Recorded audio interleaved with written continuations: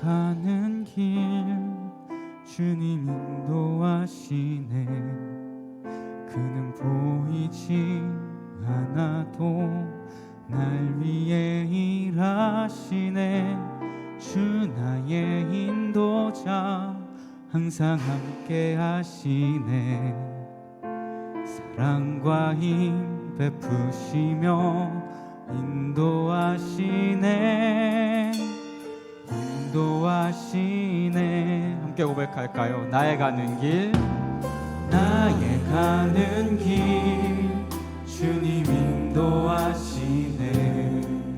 그는 보이지 않아도 날 위해 일하시네. 주 나의 인도자 항상 함께 하시네. 사랑과 힘 베푸시며 인도하시네. 인도하시네. 광야에 길을 만드시고 날 인도해. 사랑해가 만드신 것 보라. 하늘과 땅 변해도 주의 말씀 영원히. 그 삶 속에 새 일을 행하리. 나의 가는 길 주님 인도하시네. 그는 보이지 않아도 날 위해 일하시네. 주 나의 인도자 항상 함께 하시네. 사랑과 힘 베푸시며 인도하시네. 인도하시네. 광야에 길을 만드시고 나를 인도해. 사랑해가 만드신 것 보라. 하늘과 땅 변해도 주의 말씀 영원히. 삶 속에 새 일을 행하리. 광야에 길을 만드시고 나를 인도해. 사랑해가 만드신 것 보라. 하늘과 땅 변해도 주의 말씀 영원히. 삶 속에 새 일을 행하리. 나의 가는 길 주님 인도하시네. 그는 보이지 않아도 날 위해 일하시네. 주 나의 인도자 항상 함께 하시네. 사랑과 힘 베푸시며 인도하시네. 인도하시네. 나의 가는 길, 나의 가는 길 주님 인도하시네. 그는 보이지 않아도 날 위해 일하시네. 주 나의 인도자 항상 함께 하시네. 사랑과 힘 베푸시며 인도하시네. 인도하시네.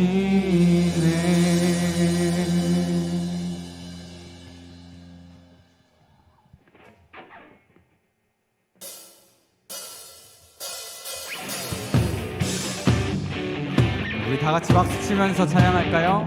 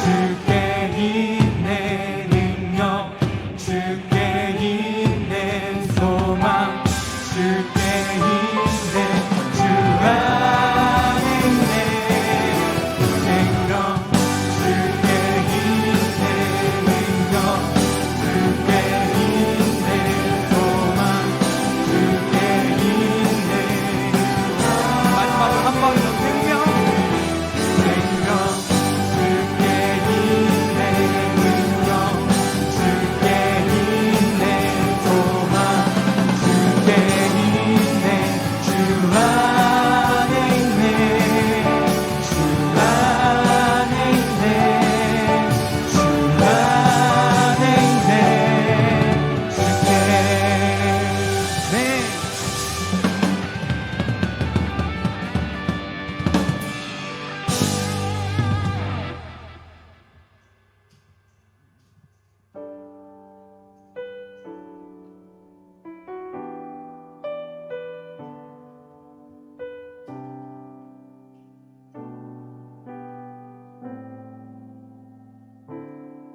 당신은 시간을 뚫고 이 땅 가운데 오셨네 우리 없는 하늘 원치 않아 우리 삶에 오셨네 자신의 편안 버리고 우리에게 평안 주셨네 가장 낮은 자의 모습으로 우리 삶에 오셨네 하나님 우리와 영원히 함께 하시네 꿈없는 우리에게 그 나라 보여주시네 연약한 자들의 친구가 되어주시고 힘없는 우리의 인생을 위로하시네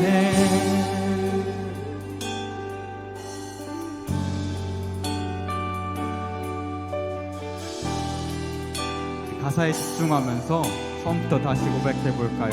당신은 시간을 뚫고 이 땅 가운데 오셨네 우리 없는 하늘 원치 않아 우리 삶에 오셨네 자신의 평안 버리고 우리에게 평안 주셨네 가장 낮은 자의 모습으로 이 삶에 오셨네 하나님 우리와 영원히 함께 하시네 꿈없는 우리에게 그 나라 보여주시네 연약한 자들의 친구가 되어주시고 힘없는 우리의 인생을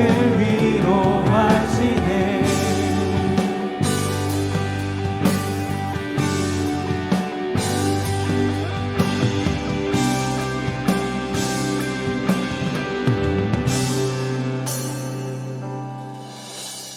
예수 이곳에 우리와 함께 영원히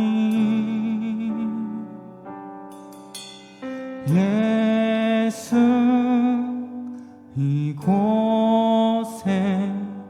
우리와 함께 영원히 예수 이곳에 예수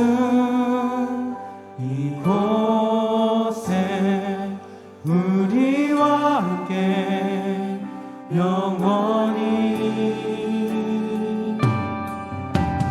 예수 이곳에 우리와 함께 영원히 예수 이곳에 예수 이곳에 우리와 함께 영원히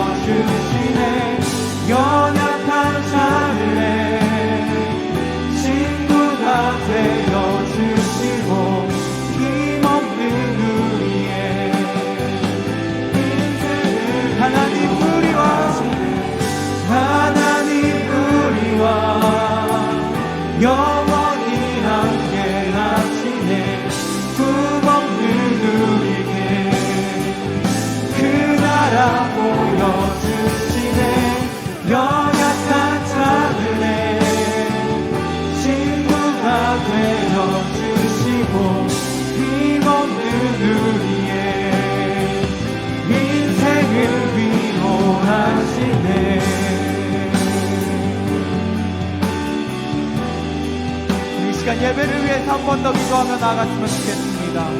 이 시간에 기도할 때 하나님 우리에게 함께하여 주시옵소서. 우리 예배하며 나아가는 가운데 하나님을 예배할 때만 느낄 수 있는, 경험할 수 있는 그 사랑과 은혜를 하나님 우리에게 가득히 부어주세요. 우리 그렇게 예배 가운데 사랑과 은혜를 가득히 구하며 함께 주여 한번 외치며 기도하겠습니다.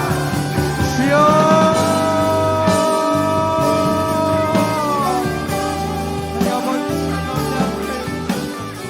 우리에게 주신 하나님의 말씀은 사도행전 9장 19절부터 22절까지의 말씀입니다. 오늘 우리에게 주신 하나님의 말씀은 사도행전 9장 19절부터 22절까지의 말씀입니다. 제가 봉독하도록 하겠습니다.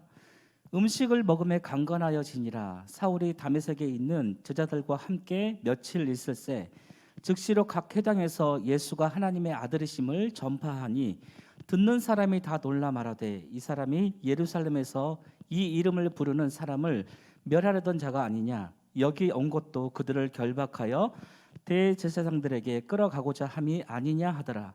사울은 힘을 더 얻어 예수를 그리스도라 증언하여 다메섹에 사는 유대인들을 당혹하게 하니라. 이 말씀은 살아계신 하나님의 말씀입니다. 아멘. 오늘도 우리 예배를 받으시기에 합당하신 그 하나님께 우리의 힘과 정성과 뜻을 다해서 우리 큰 박수 올려드리도록 하겠습니다. 할렐루야. 아멘. 여러분들에게 설교에 앞서서 잠깐 한 가지 질문을 해드리고 싶어요. 혹시 아침에 일어나서 나는 정말 이 주일이 사모되어져서, 이 청소년부 예배가 사모되어져서 너무나 기뻐서 나는 정말 자발적으로 이 교회를 나오게 됐다. 손 한번 들어볼래요? 나는 정말 이 예배를 정말 감사함으로 하나님께 나 드리고 싶어요. 이 한 주 동안에 나의 모든 삶을 지켜주시고 인도하신 그 하나님께 감사의 마음을 담아서 나는 진짜 예배하고 싶어요. 손 좀 들어보시겠어요? 그런 학생이 있으면. 오, 동욱이 손 든 거 맞죠? 네, 동욱이 귀 만질려다가 이렇게 목사님한테 딱 눈에 띈 것 같은데. 없어요? 준이. 준이. 네. 또 없어요? 선민이 그런 마음 있지 않았어? 우리 선민이는 어땠어? 그런 마음으로 나오지 않았어요? 그러지 않았을까요, 여러분? 자, 우리 혜성이는 어때요? 그런 마음으로 오늘 나왔죠? 네, 끄떡끄떡. 예. 네, 뒤에 있는 우리 임원들도, CNC 임원들도 그런 마음으로 나왔죠? 네, 우리 그럼 박수 한번 할까요? 아, 그렇구나. 자, 그렇다면 나는 자발적으로 나오기보다는 끌려 나왔다. 손 한번 들어보세요. 나는 진짜 우리 엄마 아빠가 찬영이 정말 솔직해. 네, 끌려 나온 친구들 많이 있네요. 왜 끌려 나왔어 여기에? 왜? 그냥 엄마 아빠 강요해서 엄마 아빠가 씻으라고 하고 그냥 자가용에 태워가지고 강권해가지고 그냥 너 가야 돼. 너 오늘 예배 드려야 돼. 너 오늘 예배 드리면 일당이 얼마인지 알아? 끝나면 내가 얼마 줄게. 혹시 이런 모습으로 끌려온 친구도 분명히 있을 것 같아요. 그렇지 않아요? 예배가 굉장히 사실은 예배가 어려운 것 같아요. 저도 이제 청소년 시절을, 목사님도 청소년 시절을 보냈잖아요. 누나가 저를 맨날 주일날 되면 아침부터 깨우는 거예요. 더 자고 싶고 막 그런데 또 재밌는 프로그램을 하면은 TV를 보고 봐야 되는데 꼭 그 시간에는 막 깨우는 거예요. 왜냐하면 누나가 어렸을 때부터 그 아이들을 가르치는 교사의 역할을 했었거든요. 그러니까 어쩔 수 없이 가는 거예요. 그냥 가는 거. 막 어쩔 때는 막 씻지도 않고 가는 거예요. 눈곱 낀 채로 막 갈 때도 진짜 많이 있고 머리 막 떡져서 가는 경우도 진짜 많았거든요. 제가 오늘 예배를 드리면서 왜 이런 얘기를 하냐면 정말 여러분의 마음속에 이 예배 드리려는 그런 사모함이 정말 얼마나 될까. 이따가 여러분들 분반 나눔을 하면서, 반별 나눔을 하면서 한 번 좀 여러분들이 솔직하게 그 질문에 좀 답을 했으면 좋겠어요. 우리 선생님들도 솔직하게 나는 정말 교사만 아니었으면 나 정말 교회 안 나왔을 거야. 분명 이런 선생님 분명 계시지 않을까 싶기도 하고. 아니야. 주일만큼은 정말 하나님을 만나고 또 내가 가르치는 이 아이들에게 함께하고 싶은 그 아이들을 나는 만나고 싶어서 왔어. 이런 선생님들도 분명히 계실 거라고 저는 생각을 합니다. 예배의 주인은 정말 하나님이세요, 여러분. 그래서 그 하나님은 우리의 예배를 기뻐 받으시길 원해요. 그런데 기뻐 받으시길 원하는 그 하나님 앞에 내가 정성으로 드려야 되는데 그냥 기분 나쁜 채로, 낙심한 채로, 또 기분이 다운된 채로 그렇게 예배를 드려야 될까요, 여러분? 아니죠. 우리는 지금 살아있는 예배를 드려야 돼요. 어떻게 해요? 내가 살아있는 자로 하나님께 예배를 드릴 수 있는 그 마음이 있어야 돼요. 그런 마음이 없더라도 지금 하나님 내가 그렇게 한번 해보겠습니다. 그런 자원하는 마음이 있어야 돼요. 그렇게 준비된 사람들에게 하나님은 어떻게 하시냐? 그냥 있지 않아요. 은혜를 부어주세요. 깨달을 수 있도록, 알아들을 수 있도록, 중학교 수준에 알아들을 수 있도록, 고3에게 알아들을 수 있도록 하나님이 말씀해 주세요. 여러분, 그 하나님을 만나고 돌아갔으면 좋겠어요. 정말 제가 원하는 만큼이 아니라 하나님이 정말 기뻐하시는 그 마음의 분량이 어느 정도일까를 생각하게 된다면 아마 감지가 될 거예요. 아, 하나님이 내가 정말 이렇게 기대면서 예배하고 그냥 다리 꼬면서 예배드리는 것도 물론 좋을 수 있지만, 내가 그 하나님 앞에 정말 신령과 진정으로 감사한 마음을 담아서 예배하는 건 정말 어떤 마음으로 받으시길 원하는지 그 마음의 자세를 하나님은 보신다는 거예요. 그래서 이 시간 예배할 때는 친구하고 장난치고 싶고 휴대폰 진짜 보고 싶은 그런 마음의 충동이 생길 수도 있지만, 누구에게 눈치 보면서 예배하는 것이 아니라 내 마음을 다해서 그 하나님께 예배하는 이 시간 됐으면 좋겠어요. 아멘. 우리의 예배가 계속적으로 지속되면 좋겠지만, 우리의 예배가 어쩌면 오늘 하루로 끝날 수도 있어요, 여러분. 그러면 그 하나님 앞에 섰을 때 우리는 어떻게 해요? 너 오늘 예배 어떻게 드리고 왔어? 물었을 때 하나님, 저요? 정말 잘 드렸거든요? 근데 하나님은 우리 입장이 아니라 하나님 편에 봤을 때예요. 여러분, 그걸 알았으면 좋겠어요. 그래서 주일날 정말 힘들게 온 거 알아요. 그리고 끌려온 것도 알아요. 자발적으로 나온 적도 있을 수 있겠지만, 그 하나님이 내 예배를 어떻게 받으실까, 어떤 마음을 기뻐하실까라고 생각하면서 이 시간 예배했으면 좋겠어요. 아멘. 그렇게 예배했으면 좋겠어요. 자, 따라합시다. 다시 복음으로. 네, 여러분, 선생님들이 여러분들에게 그 토요일날 막 날르잖아요. 카톡을 통해서 막 날라주잖아요. 이것저것 막 날라주잖아요. 그러면 여러분들이 정말 거기에 관심을 갖고 봤으면 좋겠어. 아멘. 아멘이요. 질문 하나를 좀 던져볼까요? 여러분들 마음 안에, 지금 여러분들 마음 안에 요즘 어떤 변화가 일어나고 있는지 한번 곰곰이 한번 생각해 보세요. 불안한 마음이 있는지, 답답한 마음이 있는지, 아니면 여자친구가 생겼는지, 아니면 남자친구가 생겨서 내 마음에 어떤 그런 작은 어떤 요동치는 그런 마음이 생겼는지, 아니면 어떤 친구는 이제 새 집으로 이사 가게 돼서 그 집에 살 것을 기대하면서 나타나는 그런 마음의 그런 변화들이 분명히 있을 수도 있어요. 얼마 전에 저는 어떤 선생님이 저에게 전화가 왔어요. 목사님, 어디 경비실에다가 그 샤인머스켓이라는 그런 포도를 갖다 놨는데 맛있게 드세요라고 했는데, 저는 그 정말 샤인머스켓이 워낙 비싸잖아요. 근데 그게 정말 어떤 특별한 맛일까 너무 막 기대하게 되는 거예요. 그게 벌써부터 막 이제 침이 막 넘어가는 그런 기분이 있잖아요. 그래서 내 마음에 그걸 빨리 먹고 싶은 그 충동이 생기는 거예요. 그래서 뭐 집에 빨리 가고 싶은 거죠. 그래서 집에 가서 씻어서 먹었는데 너무 맛있는 거예요. 내 안에 어떤 변화가 일어났을까요? 기쁨, 감사, 그리고 고마움, 이런 마음이 들게 되는 거예요. 여러분 마음속에 지금 어떤 마음이 일어나는지 한번 살펴봤으면 좋겠는데, 먼저 우리 안에 변화가 일어날 때 나타나는 4가지가 있어요. 한번 좀 볼까요? 어떤 변화들이 나타날까? 네, PPT를 해주시면 감사하겠습니다. 네, 우리 안에 변화가 일어날 때 나타나는 4가지가 있는데, 첫째는 뭐냐면 마음의 변화가 일어난대요. 두 번째는요, 생각의 변화가 일어난대요. 그리고 4번째는요, 사회적 변화, 가치관의 변화가 일어난다는 겁니다. 첫 번째는 뭐냐면, 마음의 변화는 뭐냐면 사람의 우리가 속마음을 알 수 있어요, 없어요? 우리 옆에 있는 친구 바라볼까요? 옆에 있는 선생님 바라볼까요? 지금 무슨 생각하고 있는지 알 수 있어요? 없죠. 그래서 사람의 속마음을 우리가 다는 알 수 없지만, 마음은 되게요, 그 사람이 품고 있는 그 마음은요, 되게 행동과 얼굴과 말로써 나타난다는 거예요. 그래서 이게 처음에 우리 안에 나타나는 변화가, 우리 안에 변화가 일어날 때 나타나는 첫 번째 뭐냐면 마음의 변화가 일어난대요. 두 번째는 긍정의 생각이에요. 이건 뭐냐면, 우리가 마음을 품게 되면은 두 번째 나타나는 거 뭐냐면 생각의 변화인데, 긍정적인 생각이든 부정적인 생각이든 이런 생각들이 우리 가운데 일어나게 된다라는 거예요.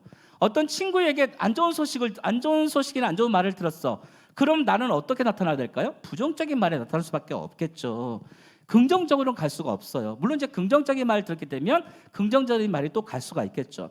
세 번째는 뭐냐면 사회적 변화예요. 이건 뭐냐면 인간은 사회적 존재로서 어딘가에 소속되어져 가면서 살아간다는 거예요. 네 번째는 가치관의 변화인데요. 마음의 변화, 생각의 변화, 사회적인 변화를 다 가지고, 이 모든 것을 가지고 이제는 내가 추구하고자 하는 그런 가치관을 가지고 생각들, 그리고 여러 가지 마음들을 가지고 이제는 자기가 생각하는 그 모든 것들을 가지고 살아가는 것이 바로 가치관의 변화라고 할 수가 있습니다. 오늘 말씀에는 정말 놀라운 사람이 나와요. 누가 나올까요? 말씀의 주인공 두 글자, 사울, 사도 바울. 우리가 말하는 사도 바울, 그리고 사울. 사도 바울은 다메섹 도상에서 예수님을 만나고 잠시 시력을 잃었어요. 예수님을 만났는데, 극적으로 예수님을 만났는데 시력을 잃고 말았어요. 여러분, 우리 안경 낀 친구들 안경 벗으면 어때요? 더 좋아지나요? 아니죠. 안경이 우리 눈을 더 뭐랄까 좀 더 좋아지게 만드는 그런 현상을 만들어주고 있잖아요. 사울도 예수님을 만났어요. 어디서요? 다메섹 도상에서 예수님을 만났어요. 그런데 잠시 시력을 잃게 되었어요. 너무 그 강렬한 빛이 자기에게 딱 비춰버린 거예요. 그래서 시력을 잃었어요. 시력을 잃고 회복한 후에 다메섹에 있는 제자들과 함께 며칠 있으면서 회당을 돌며, 지금으로 말하면 이 회당은 어디냐면 바로 교회, 그러니까 지금으로 말하면 이제 교회를 말하게 되는데, 각 교회를 돌면서 여기 뭐 선부동, 어디 중앙동 막 이렇게 돌면서 예수님이 하나님의 아들이심을 전파하기 시작했어요. 예수님이 하나님의 아들이시다라는 것을 많은 사람들에게 전하기 시작했다는 거예요.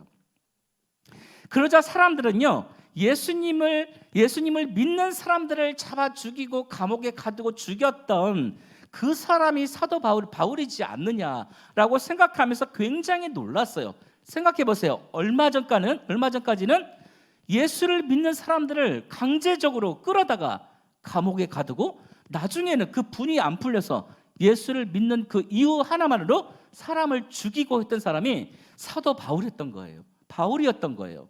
사울이었던 거예요. 그런데 다메섹 도상에서 예수님을 만나고 나서는 갑자기 사람이 돌변을 해버린 거예요. 그러고 나서 한참 있다가 예수님은 하나님의 아들이십니다라고 당당하게 전하고 다닌다는 거예요.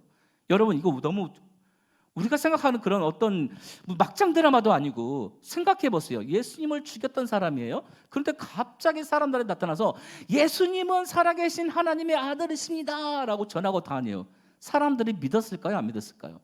안 믿었을 것 같아요. 생각해봐요. 못된 짓을 하고 다니는 사람들이 어느 날 갑자기 변화돼가지고 나타났어요. 그 사람을 우리가 믿을 수 있어요? 없어요? 믿을 수 없어요. 왜요? 그 사람이 다시 또 어떻게 돌발할지 모르니까. 그래서 사람들은 경계하게 되는 거죠.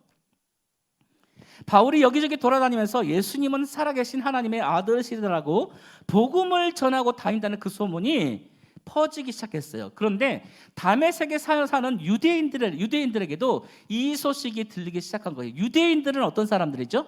하나님을 믿는 사람들이에요. 와, 사람을 죽이고 사람을 가두고 했던 사람이 사울이었는데 갑자기 사람이 돌변해갖고 예수님은 살아계신 하나님의 아들입니다라고 각처를 돌아다니면서 그 말씀을 전하는데 믿기가 어려웠던 거죠. 그걸 확인해 보니까 정말 예수님은 살아계신 하나님의 아들이라는 것을 전하고 있는 거예요. 네? 제가 뭐 잘못 전했나요? 아니죠. 네. 사울이 여기저기 그 말씀을 전하다는 소식을 듣는 사람들은 기가 막혔던 거예요. 와, 저 사람 진짜 웃기다.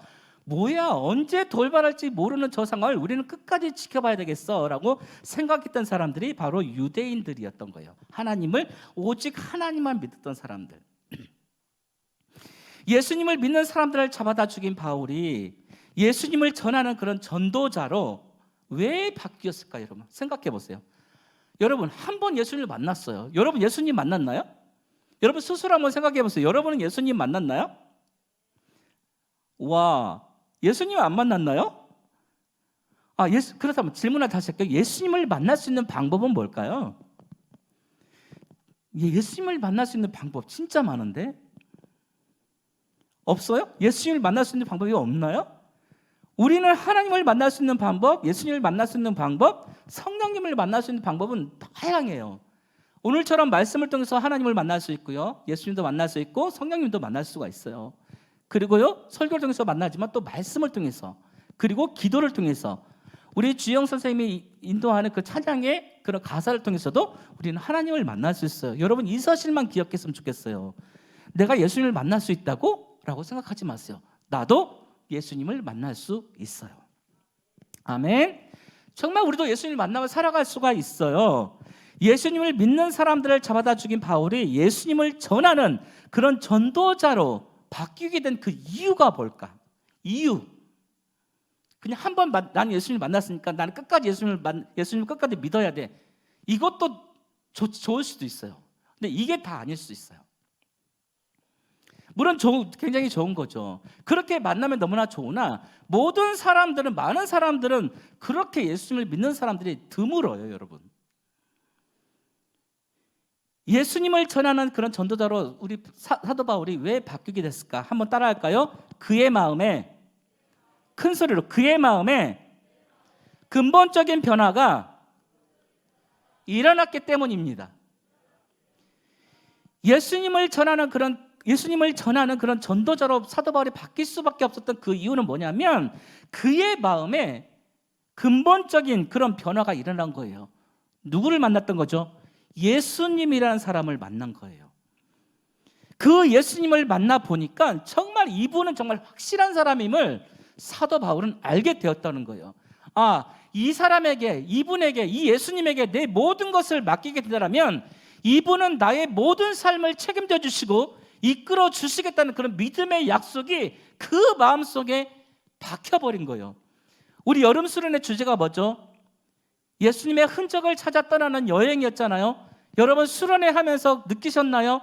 분명히 느꼈어요. 그렇다면 그 흔적을 가지고 내가 살아갈 때에 내 마음속의 가치관의 변화가, 마음의 변화가, 생각의 변화가, 그리고 사회적인 변화가 내 마음속에 일어나야 된다는 거예요. 아멘. 정말 그런 게 일어나지 않으면 내 스스로 생각해 봐야 돼요. 내가 진짜 예수를 믿고 다니는 사람인지 아니면 나는 껍데기로만 예수님을 믿고 살아가는 사람인지를 우리 스스로 날마다 점검을 해야 돼요. 어떻게 해요? 말씀으로, 기도로, 찬양으로 날마다 그 말씀 앞에 내 자신을 비춰가면서 살아가야 된다는 거예요.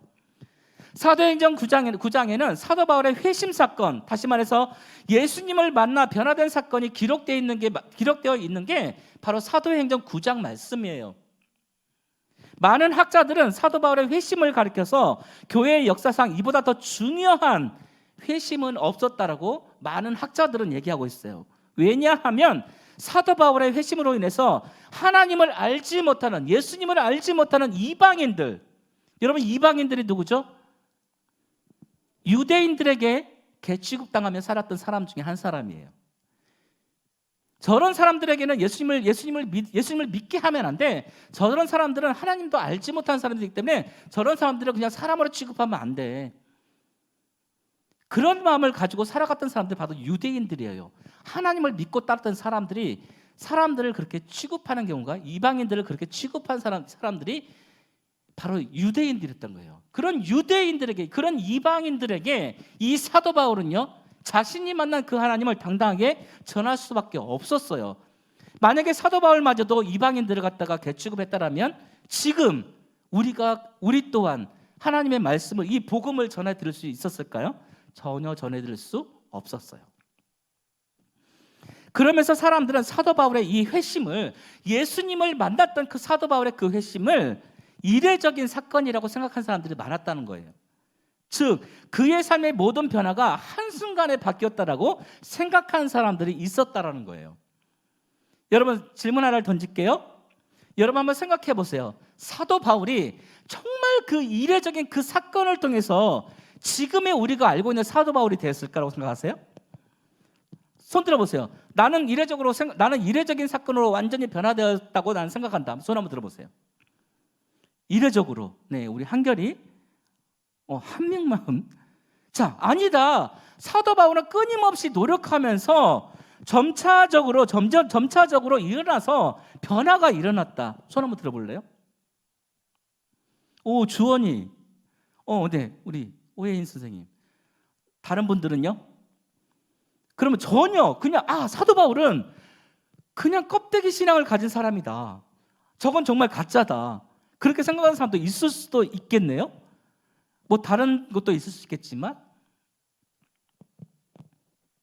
여러분 오늘 말씀을 자세히 보게 되면 사울의 회심은 이례적이라고 말하기보다는 점차적으로 변화가 일어나서 지금의 사도 바울이 되었다라고 말할 수 있어요.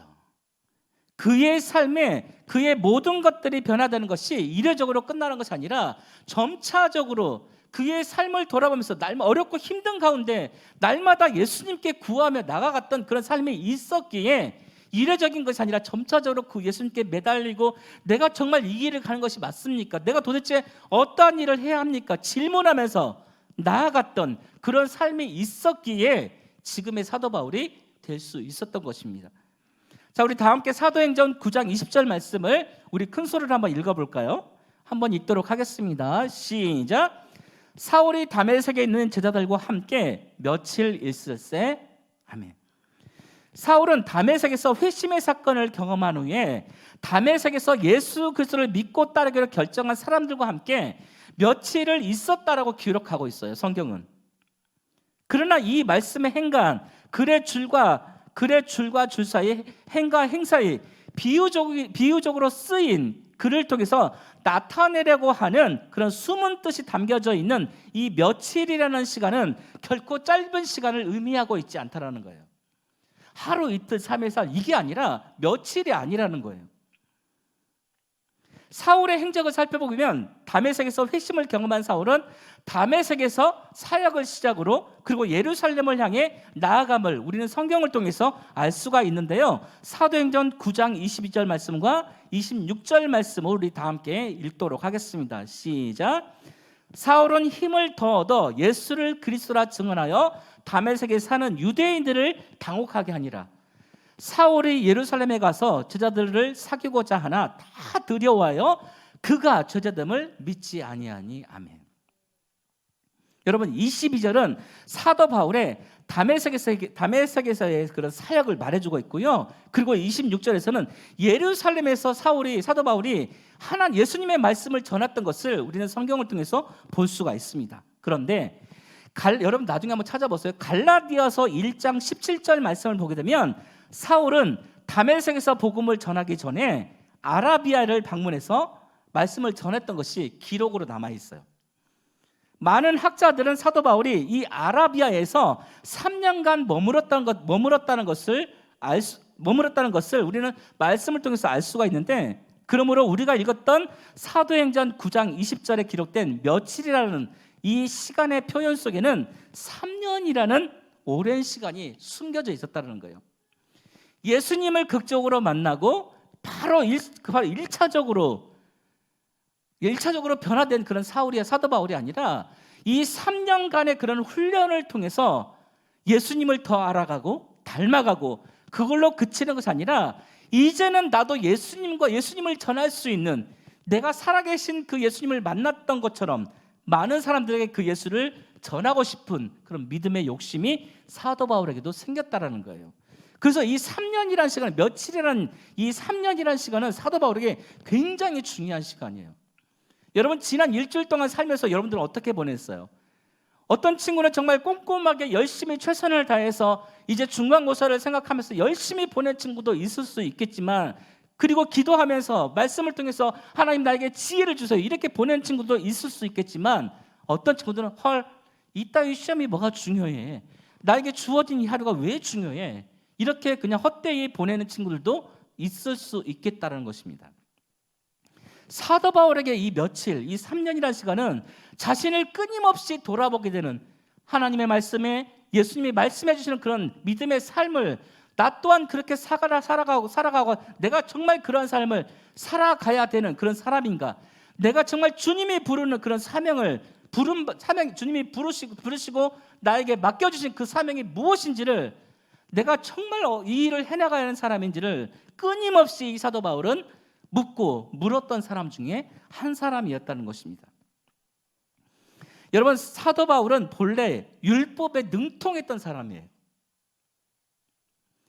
사도 바울이 3년이라는 이 오랜 시간을 통해서 무엇을 했겠습니까? 여러분, 놀았을까요? 그냥 기도만 열심히 했을까요? 사람들하고 만나면서 그냥 먹고 마시고 취하고 막 이렇게 보냈을까요? 사도 바울은 율법에 능통했다는 거예요. 공부를 굉장히 잘했다는 거예요. 구약 성경을 달달달달 외울 수 있는 사람 중에 한 사람이었던 거예요. 그런데 이 3년이라는 시간을 보내면서 구약 성경을 한 번만 읽었겠어요? 구약 성경을 창세기부터 말라기까지 보면서 그렇구나. 이 성경이 구약 성경이 말하고자 하는 것이 바로 예수 그리스도를 말하고 있구나라는 것을 이 사도 바울이 알았던 거예요. 그래서 이 사도 바울에게 이 3년이라는 시간은 구약 성경을 다시 한번 읽어보면서 그렇구나. 하나님의 뜻이 이 예수 그리스도를 통해서 이루어지는 놀라운 상황이 주어졌구나라는 것을 사도 바울은 알게 되었다는 거예요. 그는 그러면서 복음에 확신에 찬 사람으로 변화되기 시작했어요. 그는 가는 곳마다 사람들과 논쟁을 하기를 두려워하지 않았으며 복음을 담대하게 전하는 그런 사람이 되었던 것입니다. 여러분, 왜 사도 바울이 사람들을 두려워하지 않았을까 한번 생각해 보세요. 왜 사람들을 두려워하지 않았을까? 여러분들은 사람들이 두려울 때가 있습니까? 없습니까? 저도요, 사람이 두려울 때가 있어요. 어느 날 어떤 한 장소에 갔는데 사람들이 저를 많이 쳐다볼 때가 있잖아요. 모든 사람이 저를 딱 눈을 땡그랗게 뜨고 마스크 쓰고 눈을 땡그랗게 쳐다볼 때 내가 뭔가 잘못했나? 뭐지? 이 기온이 뭐지? 그러면서 뭔지 모르게 내가 좀 작아지는 그런 느낌이 있으면서 사람들이 이렇게 좀 무섭지? 그렇게 들 때가 많이 있었어요. 아마 여러분도 분명히 그런 경우가 있었을 거라고 저는 생각을 하는데요. 사도 바울은 왜 사람들을 두려워하지 않았을까? 이유는 한 가지예요. 자신이 있다 이거예요. 누구를 통해서? 예수님을 통해서. 나는 정말 그 예수님이라면 나는 내가 만난 그 예수님을 당당하게 전할 수 있어. 여러분 스스로 한번 생각해 보세요. 옆에 있는 친구를 얼마만큼 알고 있나요? 옆에 계시는 여러분의 반 선생님을 얼마만큼 알고 계신가요? 당당하게 누구에게 소개할 수 있어요? 없어요? 있어요? 없어요? 여러분? 동호가 옆에 있는 선생님 알아? 취미가 뭔지 알아? 특기가 뭔지 알아?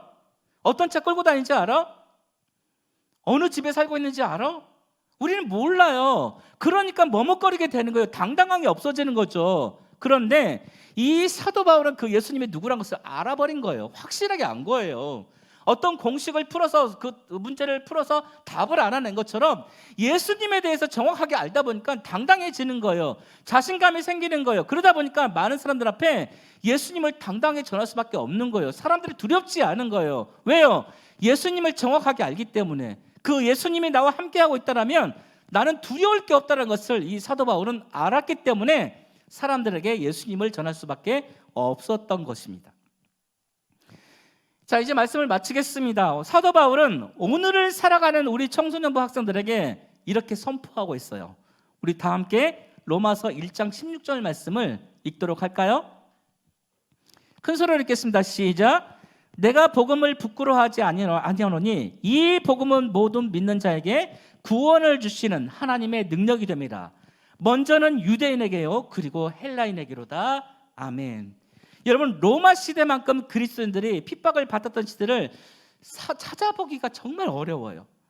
로마 시대뿐만 아니라 기독교의 역사를 돌아보게 되면 정말 많은 그리스도인들이 사람들로부터 멸시를 당하고 조롱을 당하고 죽음을 당했어요.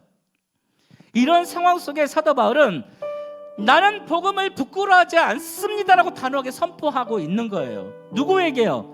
로마에 살고 있는 많은 사람들에게 여러분, 복음을 부끄러워하지 마십시오. 그 예수님이면 족합니다. 세상 그 어떤 것을 다 얻는다 할지라도 예수님이 없으면 아무 소용없어요.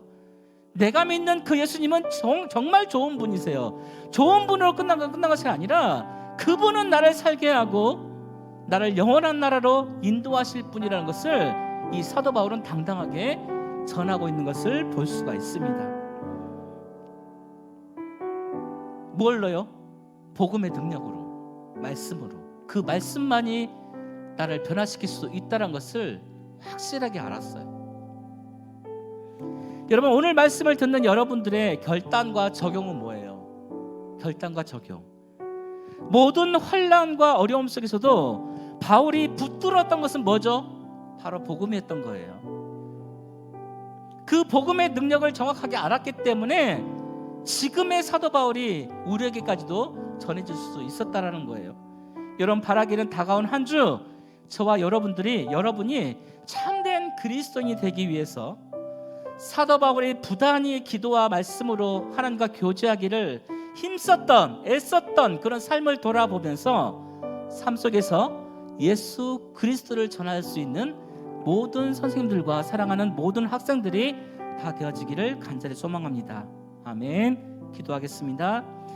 하나님 감사해요. 오늘도 우리에게 말씀을 듣게 해주셔서 너무나 감사합니다. 사도 바울이 예수님을 만났던 그런 이례적인 변화에서 점차적인 그런 변화로 이뤄갔던 것처럼 우리 또한 그런 사도 바울의 삶을 담기를 원합니다. 그 안에 담겨진 예수님을 우리 또한 만나고 느끼고 함께 동행하기를 원합니다. 여기 함께하는 모든 학생들을 주님께서 축복하여 주시고 저들의 마음속에 예수 그리스도가 얼마나 담겨져 있는지, 그리고 그 마음을 가지고 얼마만큼 나는 살아가고 살아내고 있는지 하나님 고민하며 오늘 하루를 보낼 수 있도록 도와주시옵소서.